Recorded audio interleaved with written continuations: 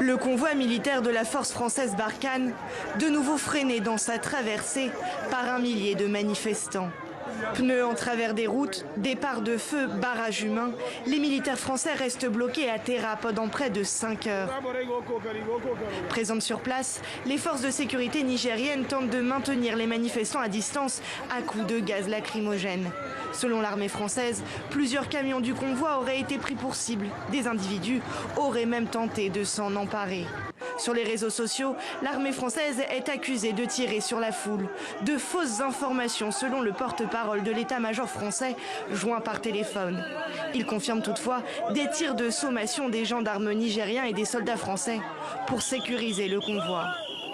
Depuis son départ de Côte d'Ivoire vers Gao au Mali, le trajet du convoi français est semé d'embûches.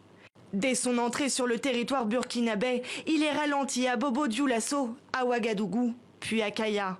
Là, des manifestants se mobilisent. Relayés par les réseaux sociaux, ils accusent les forces françaises de transporter des armes pour les groupes djihadistes qui terrorisent la région. À Kaya, 4 manifestants ont été blessés. Les circonstances sont toujours indéterminées. Jeudi, le convoi avait finalement pu quitter le pays pour entrer au Niger, avant d'y être à nouveau bloqué ce samedi.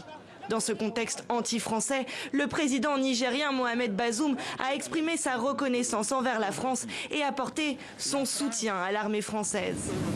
Nous sommes dans une relation normale avec la France. De tous les pays qui sont engagés à nos côtés dans la lutte contre le terrorisme, aujourd'hui, la France est le pays qui consent le plus de sacrifices. Le convoi a finalement pu quitter Terra à la mi-journée. Il a repris sa progression vers Gao.